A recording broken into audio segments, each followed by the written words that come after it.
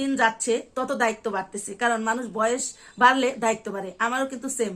আর আমি আমার কুতুব ভাইয়ের একটা ভিডিওতে আমি প্রথম দেখেছিলাম, ভাই বলেছিল বয়স বাড়লে দায়িত্ব বাড়ে। এটা আমি আগে কখনো চিন্তাই করিনি যে বয়স বাড়লে দায়িত্ব বাড়ে। আমি পরে চিন্তা করে দেখলাম হ্যাঁ, এটা তো একদম সত্যি, বয়স বাড়লে তো আসলে দায়িত্ব বাড়ে। কারণ আমার যখন বাচ্চারা ছোট ছিল তাদের তাদের খাওয়াতাম, গোসল করাতাম, কি কি পছন্দ করে সেগুলো দেখতাম। তারপরে স্কুলে ভর্তি করলাম, স্কুল কলেজ ভার্সিটি সব ওদের লেখাপড়া শেষ হলো। মেয়ের এখনো শেষ হয় নাই, ছেলে শেষ হয়েছে।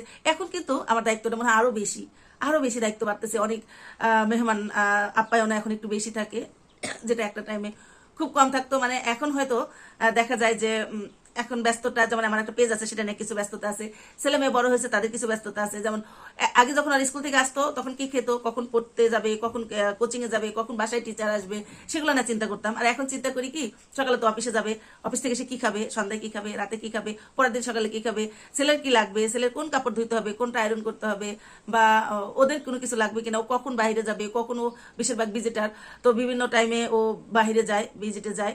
তো সবকিছু মিলে মাথার মধ্যে ওরকম একটা টেনশন থাকে যে আমার এগুলো এগুলো করতে হবে, এটা গুছাইতে হবে, এটা রেডি করে রাখতে হবে। তো আসলে আমরা মা, তো আমাদের মাদের জীবনটা হয়তো এরকমই। আমার মেয়েও বড় হয়েছে, তাদের জন্য টেনশন করি, ইউনিভার্সিটি গেলে কখন আসবে, কখন আসবে, মানে ঠিকঠাক মতো পৌঁছালো কিনা, ঠিক মতো আসলো কিনা, যেমন এটা আমার মাদের টেনশন থাকে। আর একটা টেনশন নতুন যুক্ত হয়েছে, ছেলে বিয়ে করাবো, মেয়ে বিয়ে করাবো, কেমন মেয়ে আসবে, কেমন ছেলে আসবে আমার ঘরে, মেয়ের জন্য কেমন ছেলে আমরা চাই, ছেলের জন্য কেমন বউ চাই। যদিও সবকিছু আল্লাহ তাআলাই নির্ধারণ করে রেখেছে, তারপরে আমাদের যে মা, আমাদের যে একটা চাওয়া পাওয়া, আমি অনেক কিছু কখনোই চাই না। আমি সীমিত চাওয়ার মানুষ, অল্পতে আমি খুশি থাকি, খুশি থাকতে চেষ্টা করি। আল্লাহ যতটুকু দেয় তার কাছে লাখো লাখো শুক্রিয়া আদায় করি আল্লাহর দরবারে, যে আল্লাহ তুমি যেটুকু দিয়েছো এটুকুর জন্য লাখো শুক্রিয়া তোমার কাছে, তোমার দরবারে।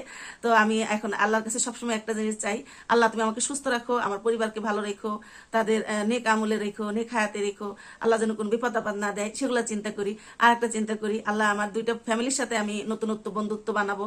অর্থাৎ আমার ছেলের শ্বশুরবাড়ি, মেয়ের শ্বশুরবাড়ি, ছেলের বউ কেমন আসবে, এটা অবশ্যই আমরা মা হিসেবে আমার তো টেনশন থাকি, সবসময় দোয়া করি। প্রত্যেকটা মাই দোয়া করে, বাবাই দোয়া করে, বাচ্চারা ভালো থাক, ভালো পরিবারে থাক, ভালো ফ্যামিলির সাথে থাক, এটা চাই। আসলে আল্লাহ কতটুকু পূরণ করে জানি না, তবে আমি যখন যেটা চাই আল্লাহর কাছে, আমি যতটুকু চাই তার সাথে অনেক ভালো পাই, এটার জন্য সবসময় শুক্রিয়া আদায় করি। তো আমার সামনের দিনগুলো এটাই, যে আল্লাহ যেন আমার দুইটা পরিবারের সাথে বন্ধুত্ব বানায়, এমন দুইটা পরিবার, তাদের অনেক টাকা পয়সা থাকতে হবে তা না, যেন তারা অনেক ভালো মনের মানুষ হয়, আন্তরিক হয়। তারা যেন আমাদের বোঝে, আমরা যেন তাদের বুঝি, এবং দুইটা ছেলে, একটা ছেলে একটা মেয়ে আমার ঘরে আসবে, তারা যেন ভালো হয়, তারা যেন আমাদের বোঝে, আমিও যেন তাদের মা হিসাবে আপন মনে করে নিতে পারি, আমার সন্তানের মতোই।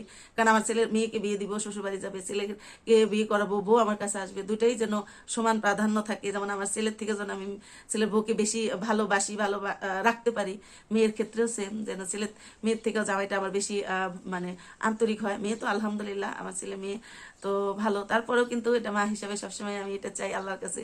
জানি না আল্লাহ কতটুকু পূরণ করতে দিবে, তবে সবাই দোয়া করবেন, সবাই সবার জন্য দোয়া করি, আল্লাহ যেন সবাইকে ভালো রাখে, সুস্থ রাখে।